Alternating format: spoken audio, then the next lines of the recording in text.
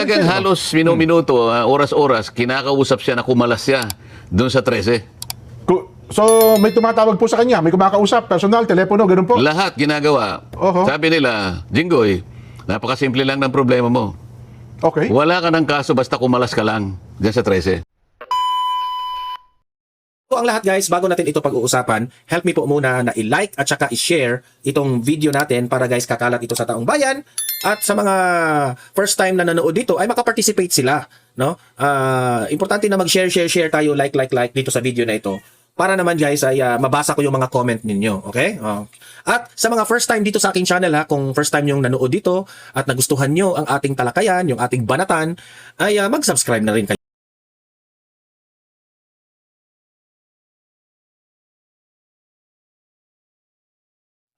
Pakinggan rin natin itong interview ni Senator Marcoleta sa Net25. Ito po ay patungkol Ano sinabi ni Ombudsman Boy?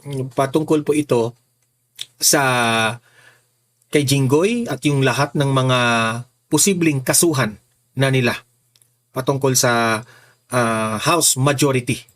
Okay? Bayan ay nakatutok ngayon sa Sandigan Bayan sapagkat ang balita ko kanina ay nagpalabas na po ng warrant of arrest sa isa sa mga senador na kasama po ninyo sa majority, Senator Jinggoy Estrada. Totoo yan, Jen.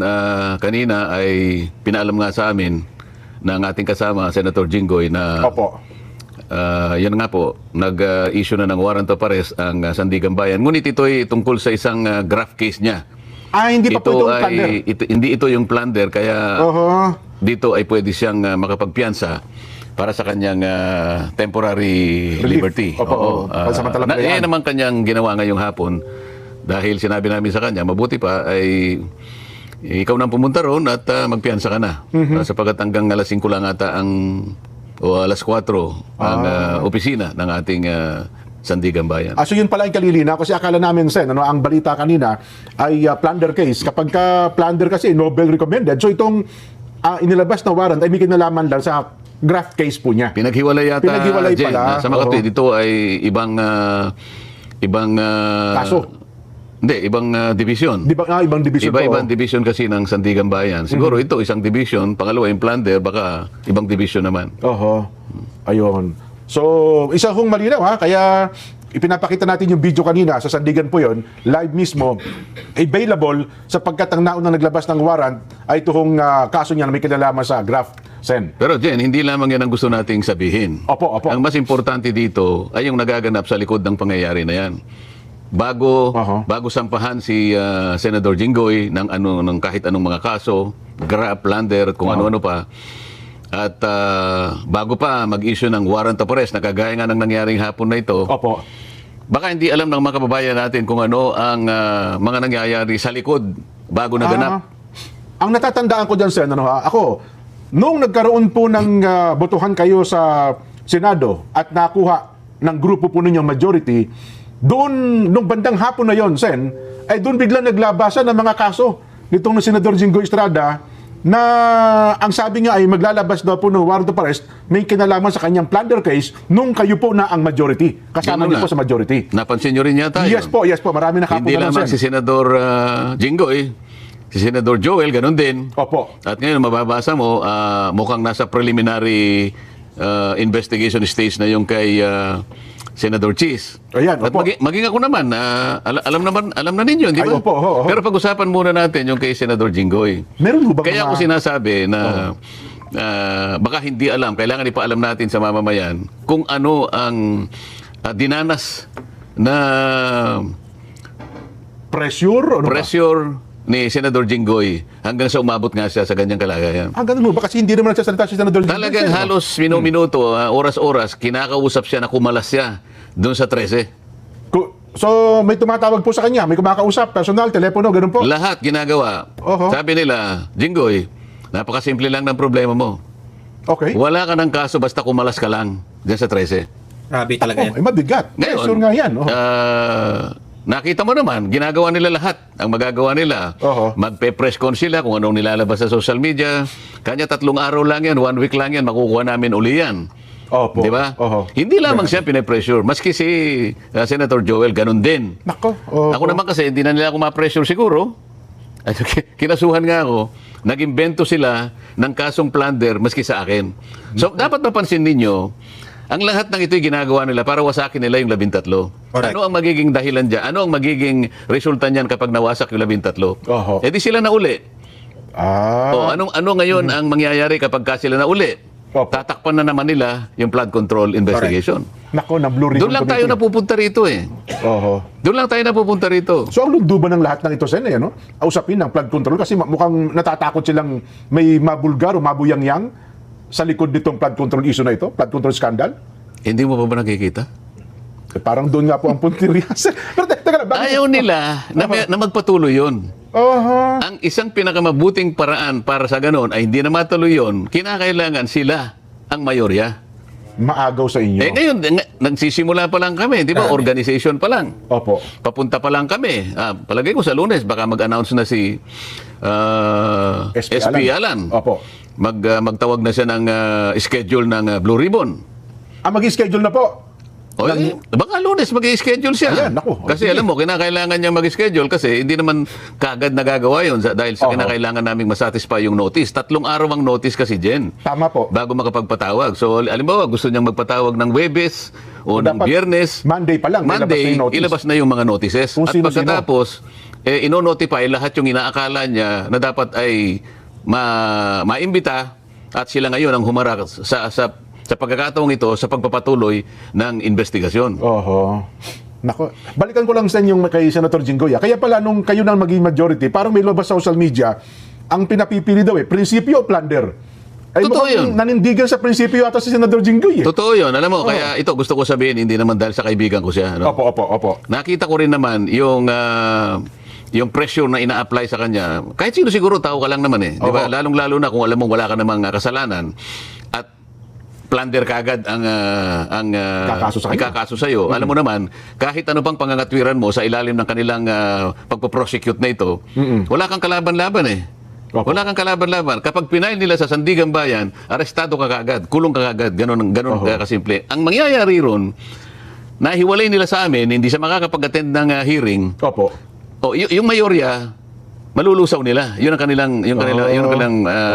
kanilang pinupuntahan. Ngayon, pag-isipan po ninyo, kayong mga kababayang nakikinig. Talaga bang interesado sila na i-prosecute si Senador Jinggoy? O interesado lang silang maibalik yung mayorya sa kanila? Correct. Kasi kung talagang may kasalanan yung tao, ba't kinakailangan mong gipitin? Ba't kinakailangan siyang umalis? Oho. At sasabihin mo sa kanya, parang hindi ka na mahirapan. Ikaw naman, ilang beses ka na namin kinukumbinsi. Kumalas ka lang sa kanila, wala ka ng kaso. So ano ba talagang gusto nila? Ang tindi pa Gusto ba nilang malinis talaga kung may katiwalian sa nagaganap sa ating bansa?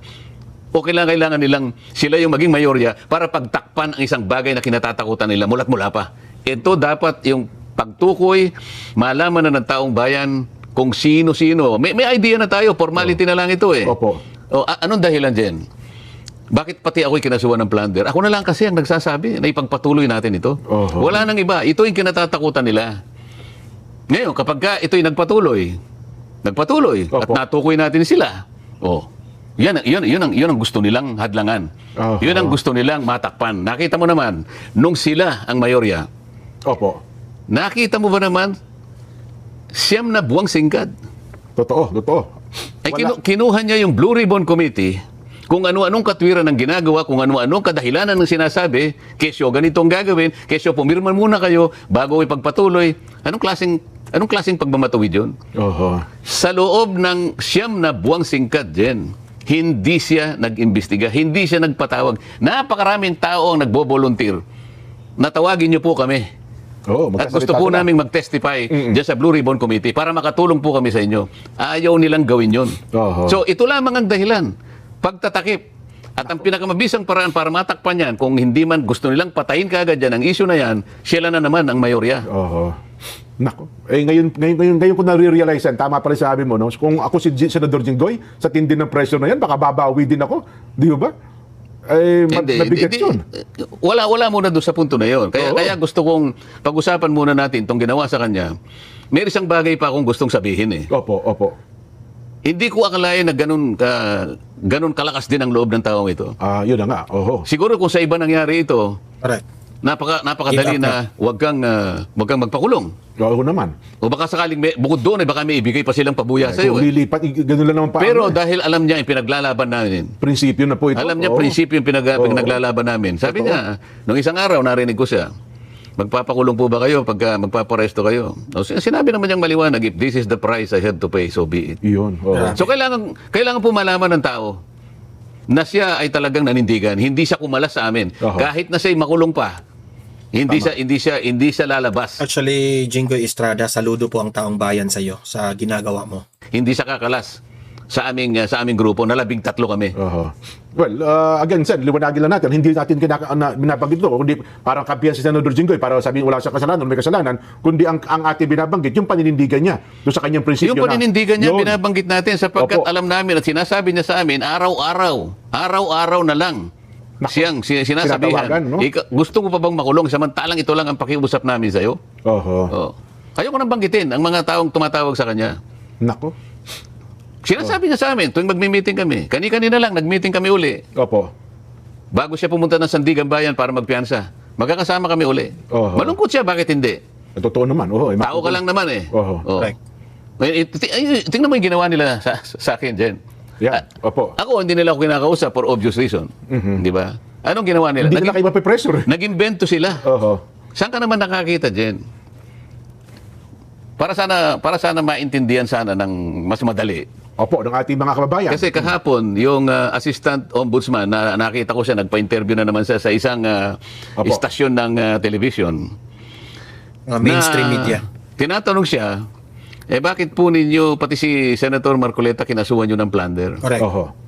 Kasi po kahit ako, parang hindi yata yun kasi contribute. yun ang tanong sa kanya, Yun naman, no? donasyon ng mga kaibigan niyang Hindi private naman pera funds ng naman gobyerno yan, Tapos sinabi niya, hindi, kasi kahit private funds kasi, kapag yan ay binigay na merong pangako o kung ano mang pabuyang parang ibigay niya dahil meron siyang opisina, ganyan. Sabi nila, sa Makatwid kahit po pala pribadong pondo Oo. na kapag may pangako, may ganyan, ano. Oo. Yan po pala ay plunder. Oo, sabi niya gano'n. Mabigat, ano ho? Oho. Ang nakakapagtaka doon, Jen, wala man lang siyang nasabi kahit konti. Kasi kailangan mong establish ito Exactly eh. po, establish mo yun. Oho. Kung walang kaugnayan yung pondo doon sa sinasabi mo, baka nag-speculate ka lang, baka inaakala mo lang, baka nangako ito ng kung ano-ano, Oho. na maaaring sa pangako na yon, maka-impluwensya.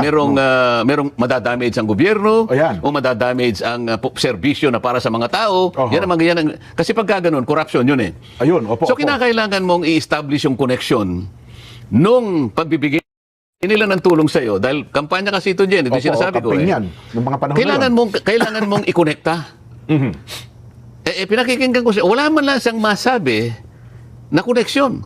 Oho. Pagkatapos bumalik na naman sa iba. Alam mo, kanya ang plunder kasi kaya mas marami yung napagtatalo kami, sabi siya. Mahirap kasi kanyang i-prosecute ang plunder. Kaya, alam mo kasi, pag plunder kasi, corruption yan, katiwalian. Oho. Talagang wala kang makitang resibo, wala kang makitang Walang paper trail. Opo. Ganyan, kasi plunder nga raw, ano? Pag ano? Kaya napakahirap corruption. talaga. Opo. Ngayon, ang sinasabi nila, siya inamin niya eh. Oho. Siya mismong nagbigay ng katibayan. O, sa palatuntunan natin ito, sa Oo, sabi niya, parang admission against interest.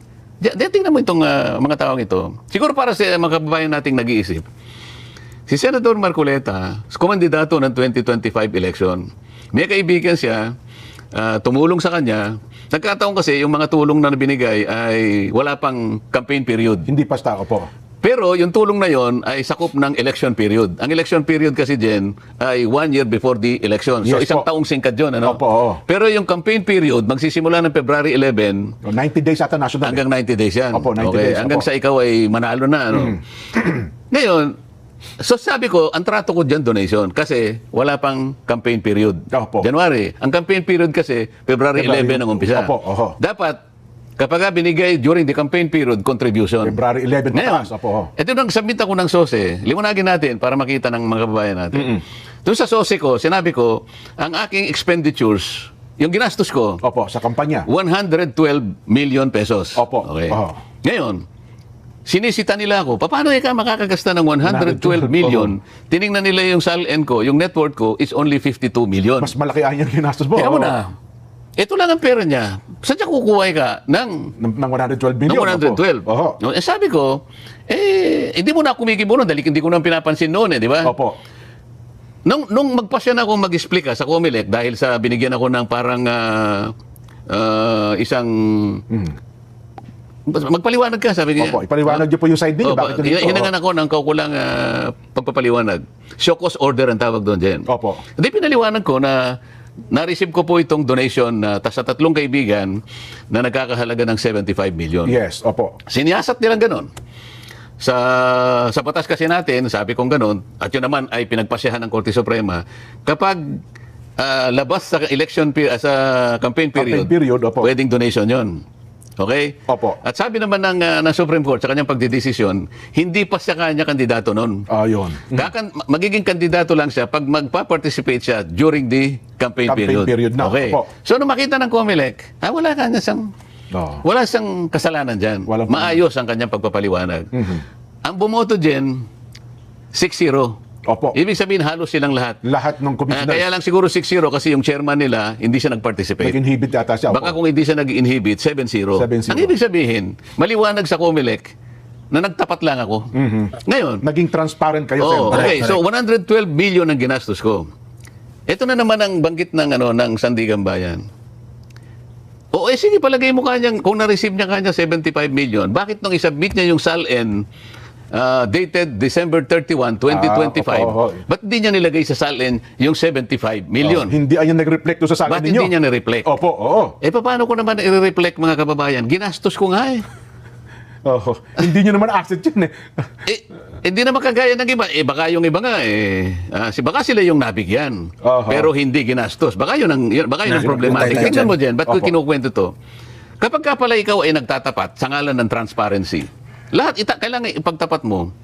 Mapaplander ka pa eh. Oho. Yung mga hindi nagtatapat, yung nagtatago ng resibo, kaya hirap na hirap ang Sandigan Bayan, yun ang pinipilit ng Hindi i-plander. nagdeklara ng totoo. Oo. So kung hindi ka nagsasabi ng totoo, mapaplander ka. Pag nagsasabi ka ng totoo, ipaplander ka. Ay, saan pupunta yung tao dyan? Ilan kayang kandidato magmula nung 19 kopong-kopong ang humingi ng tulong sa kanilang kaibigan o lalo na sa mga oligarchs na yan ang pinangakuan nila? Ilan kaya ang kinasuhan ng plunder? Sa contribution dyan, ngayon lang ako nakakita sa kasaysayan ng National Prosecution Service na pati yung contribution, tulong ng mga kaibigan, ikaka-plunder mo pa. Wala pa bang mga naunang kasong ganyan din? Wala. Ito lang talaga, first time. Wala. Ito. Alam mo Mukhang ba- yung test case pala ito, no? Alam mo pati yung mga estudyante ng batas. Ng mga Nagtatawa law na eh. students, ano? Alam nila yung elemento ng ano eh. Pagka sinabi mong plunder, merong elemento yun eh. Yes po. Kailangan mong i-connect doon sa korupsyon, doon sa damage sa gobyerno. Kunyari may project, may kontratang gobyerno, palagi mong kinukonect doon eh. Merong mai-injure na parte ng gobyerno. Meron kang sa katiwalian na yung pumita ka, Yes. nag-kickback ka, may ill-gotten ka. Pero ng gobyerno dapat eh. O kaya naman, kahit na hindi doon sa paraan na yon, pero pinangakuan mo na ganito, hindi, kaya tatanggalin natin si ganito. Tatanggalin mo yun, walang kasalanan yun, nagseservisyo. Ibig ko sabihin, palaging merong connection na gano'n ang gagawin mo dahil meron siyang nakikitang magagawa mo. Yun ang hindi plunder kung hindi indirect bribery. po yun. Kasangkot na rin yung PD46 na sinasabi nila kasi magpinsang buo yung dalawa na yun eh. Opo. Lahat ng kukunin mo na pabor o ibinigay sa'yo, may kapalit yun. May pangako. Dahil sa opisina mo. Ngayon, kailangan ipaliwanag natin, ano ba ako nung ako'y kumakandidato na senador noong 2025 national elections? Ito ako noon. Magtatapos ang aking term June 30. Opo, last term nyo nun as congressman eh. Last term ako. Opo. Gagraduate ako. Matatapos ako June 30, 2025. Yes po. Bago ako kumandidato, Jen, nasa 19th Congress ako, bago pumasok ang January 2025, na kung saan doon nila ako binigyan ng pantulong, panggastos ko, sino si Rodante Marcoleta? Si Rodante Marcoleta ay congressman na tinanggalan ng mga ng lahat ng mga committees. Commission on appointments. Halos lahat ng kasama ko, kinalaban na ako. Nakita mo, papasok ako sa committee, merong maninigaw sa akin, merong magtutulak sa akin, may kukunin ng hopyang kinakain ko lahat. Hindi na rin kayo kasali doon. Hindi na, magmo-motion lang ako. Your Honor, I'm sorry, you cannot make any motion because you are no longer a member of this committee. Yes po. Kailan po ninyo ako tinanggal? Basta po kayo natanggal na. Ganon po yung kalagayan ko. Yun ang kalagayan ng panahon na yun. Pagkatapos, yung Commission on Appointments, Yan, isa pa Tinanggal yan. din po ako ron.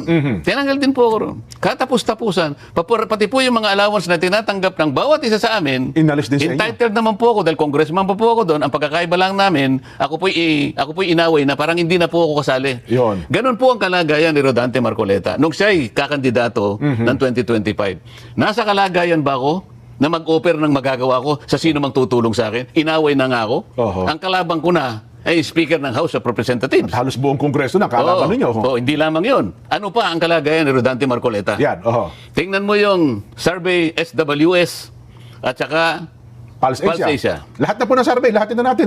Number 32 ako. Tama po. Pagkatapos, minsan maawa sa akin yung survey. 31. Oho. Hanggang sa umabot ako sa 23, 22, pabalik-balik ako sa 22, 23. Jen, halimbawa ikaw, alam ko namang hindi ka mahilig sa karera eh. Yes po, yes po. Hindi tayo nangangarera. Oho. Dahil alam mo yung ating kalagayan.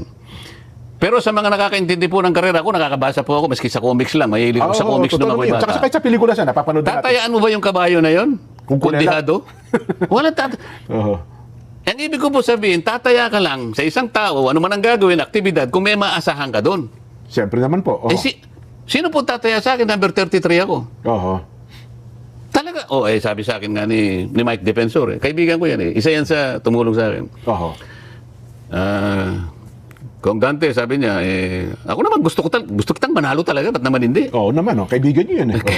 Kaya lang, alam mo naman ako, kanya, practical naman akong tao. Hindi naman kita kamo, bigla na lang kitang aapuyuhan na ganyan, i-encourage. Alam ko namang number 33 ka, pero tutulungan kita, huwag kang mag-alala. Ayun, oho. So, Kahit na siguro, di ba, Mike?